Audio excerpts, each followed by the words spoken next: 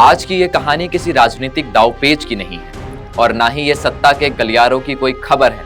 आज ये कहानी ऐसी घटनाओं की है जिसने देश के सबसे कद्दावर नेताओं में से एक रक्षा मंत्री राजनाथ सिंह के परिवार को पूरी तरह झकझोर कर रख दिया है। क्या आपने कभी सोचा है कि नियति कितनी क्रूर हो सकती है जब एक ही परिवार पर मात्र 24 घंटे के भीतर मौत की दो ऐसी लहरें टकराएं कि पूरा कुनबा संभल भी ना पाए। एक तरफ महज 29 साल का एक नौजवान जिसकी गोद में अभी 11 महीने की मासूम बच्ची खेल रही थी और दूसरी तरफ खेल जगत का वो महानायक जिसने भारत को दुनिया भर में तिरंगे का मान बढ़ाना सिखाया और मनु भाकर जैसी चैंपियन को अपनी उंगली पकड़कर अर्जुन बनाया। हम बात कर रहे हैं पद्मश्री जसपाल राणा की। क्या ये सिर्फ दो मृत्यु है या इसके पीछे हमारे समाज की वो बड़ी लापरवाहियां हैं जिन्हें हम रोज नजरअंदाज करते हैं? इस वीडियो को आखिरी तक देखिएगा क्योंकि आज हम सिर्फ एक खबर नहीं बता रहे बल्कि जिंदगी और मौत के बीच के उस 10 सेकंड के फासले को पूरा सच आपके सामने रखने जा रहे हैं। देश के रक्षा मंत्री राजनाथ सिंह के शांत स्वभाव की कद्र हर दल के नेता करते हैं, लेकिन आज उनके इसी परिवार पर दुखों का पहाड़ टूट पड़ा है। महज 24 घंटे के भीतर परिवार के दो अहम स्तंभ हमेशा के लिए चले गए।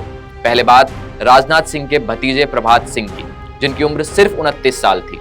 उत्तर प्रदेश के बलिया जिले के रहने वाले प्रभात दिल्ली में रहकर अपने परिवार को संभालते थे, लेकिन एक अचानक हुए हादसे ने उनके हंसते खेलते परिवार को उजाड़ दिया। अभी इस दुख की खबर परिवार तक पूरी तरह पहुंची भी नहीं थी कि दिल्ली के साकेत मैक्स अस्पताल से एक और दिल दहला देने वाली खबर सामने आई। राजनाथ सिंह के बेटे और नोएडा के विधायक पंकज सिंह की पत्नी यानी राजनाथ सिंह की बहू सुषमा सिंह राणा के भाई जसपाल राणा अब हमारे बीच नहीं रहे। सोचिए उस बूढ़ी मां पर क्या बीत रही होगी जिसने अपने जवान बेटे को खोया, और उस बहन पर क्या गुजर रही होगी जिसके भाई का साया अचानक उसके सिर से उठ गया। आइए सिलसिलेवार तरीके से इस पूरी टाइमलाइन और इसके पीछे की कड़वी सच्चाई को समझते हैं। 11 जून गुरुवार की वो काली रात जब मध्य प्रदेश के इंदौर के शिप्रा थाना क्षेत्र में वक्त जैसे ठहर सा गया। प्रभात सिंह अपने कुछ दोस्तों के साथ किसी निजी काम से देवास गए हुए थे और वहां से लौटते वक्त रात के करीब 11 बज रहे थे। सड़क किनारे उन्होंने अपनी गाड़ी रोकी और कुछ देर के लिए नीचे उतरे। काम खत्म हुआ और प्रभात जैसे ही वापस अपनी कार में बैठने जा रहे थे तभी पीछे से काल बनकर आई एक तेज रफ्तार अनियंत्रित बस। सिर्फ 10 सेकंड का फासला था। अगर वो 10 सेकंड पहले कार में बैठ जाते या 10 सेकंड बाद गाड़ी के पास आते तो शायद आज कहानी कुछ और होती। उस बेकाबू बस ने प्रभात को इतनी जोरदार टक्कर मारी कि वो दूर जा गिरे और उन्हें एक सिर पर गंभीर चोट आई। हादसा होते ही बस का ड्राइवर गाड़ी लेकर मौके से फरार हो गया। प्रभात के दोस्त उन्हें तुरंत खून से लथपथ हालात में इंदौर के अरविंदो अस्पताल ले गए, लेकिन डॉक्टर ने उन्हें देखते ही मृत घोषित कर दिया। जैसे ही ये खबर फैली तो प्रशासनिक अमले में हड़कंप मच गया और स्थानीय विधायक व बीजेपी कार्यकर्ता रात में ही अस्पताल पहुंच गए, जिसके बाद रात के करीब 3 बजे पोस्टमार्टम की प्रक्रिया पूरी की गई। दोस्तों, प्रभात की ये मौत की खबर हमारे लिए सिर्फ एक हेडलाइन नहीं होनी चाहिए, बल्कि ये हमारे देश के रोड सेफ्टी सिस्टम पर और उन लोगों पर एक बहुत बड़ा अलार्म है जो सड़कों पर गाड़ी नहीं बल्कि मौत दौड़ाते हैं।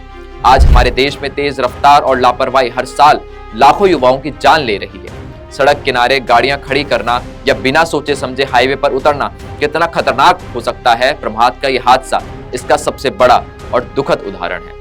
पुलिस अब उस फरार बस ड्राइवर की तलाश कर रही है, लेकिन सवाल ये है, क्या उस ड्राइवर की गिरफ्तारी से उस 11 महीने की मासूम बच्ची को उसके पिता वापस मिल पाएंगे या उस पत्नी की मांग का सिंदूर वापस लौट पाएगा? सड़कों पर रफ्तार का ये नशा आखिर और कितने घरों का चिराग बुझाएगा? आप कमेंट करके अपनी राय जरूर दीजिएगा कि ऐसे बेकाबू ड्राइवरों के खिलाफ क्या सख्त से सख्त कानून नहीं बनना चाहिए।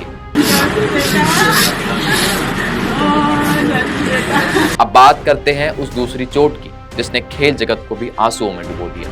49 साल के पद्मश्री जसपाल राणा उत्तराखंड के टेहरी गढ़वाल जिले के रहने वाले थे। बहुत भारतीय शूटर का वो चेहरा थे जिन्होंने इस खेल को घर घर में लोकप्रिय बनाया।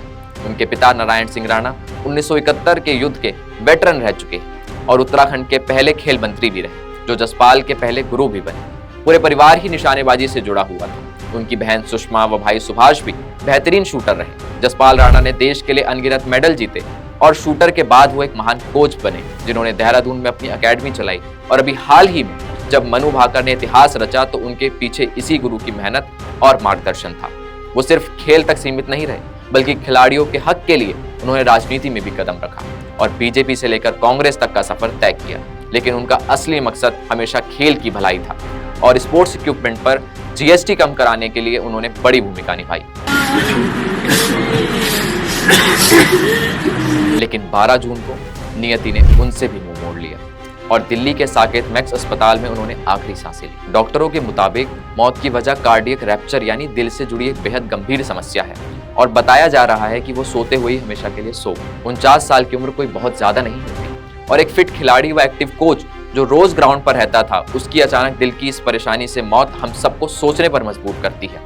आजकल युवाओं और मिडिल एज के लोगों में साइलेंट कार्डियक अरेस्ट और दिल से जुड़ी परेशानियां तेजी से बढ़ रही हैं। हम अक्सर छाती में हल्के दर्द या सांस फूलने को गैस या थकान समझकर छोड़ देते हैं, लेकिन याद रखिए कि ये लापरवाही जानलेवा हो सकती है। जसपाल राणा की ये अचानक विदाई हमें ये सबक देती है कि अपनी सेहत की किसी भी छोटे सिग्नल को हमें हल्के में नहीं लेना चाहिए और आज के वक्त में रूटीन चेकअप व दिल की सेहत का ख्याल रखना कितना जरूरी हो चुका है, ये हमें अब समझना ही होगा।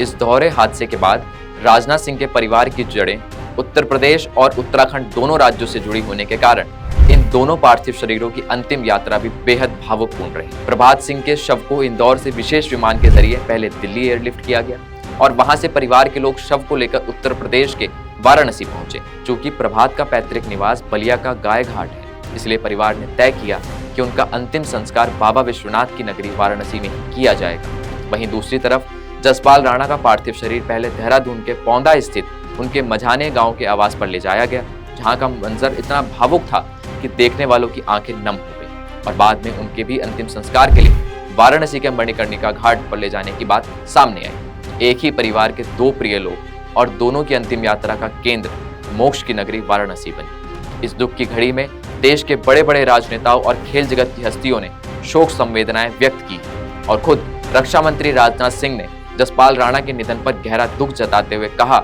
कि देश ने एक उत्कृष्ट खिलाड़ी और एक महान कोच को खो दिया है। राजनीति की इस आपाधापी के बीच जब ऐसी खबरें आती हैं तो यह एहसास होता है कि इंसान चाहे कितना भी बड़ा क्यों ना हो, वक्त और किस्मत के आगे सब बेबस है। आज राजनाथ सिंह का पूरा परिवार गहरे सदमे में है और हमारी पूरी टीम की तरफ से दिवंगत आत्माओं को भावभीनी श्रद्धांजलि। लेकिन इस खबर को खत्म करने से पहले मैं आपसे दो बेहद जरूरी सवाल पूछना चाहता हूँ।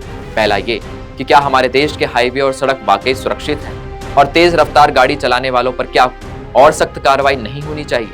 और दूसरा ये कि जिस तरह से युवाओं में हार्ट अटैक और कार्डियक समस्याओं के मामले बढ़ रहे हैं, क्या हमें अपनी लाइफस्टाइल को लेकर बेहद गंभीर होने की जरूरत नहीं? अपनी राय नीचे कमेंट बॉक्स में जरूर लिखिए और अगर आपको ये वीडियो और हमारा ये विश्लेषण जरूरी लगा हो तो इसे अपने दोस्तों और परिवार के साथ शेयर जरूर करें ताकि लोग सड़क सुरक्षा और सेहत के प्रति जागरूक हो सकें। चैनल को सब्सक्राइब करना मत भूलिएगा। अपने और अपने परिवार का बहुत ख्याल रखिए। नमस्कार।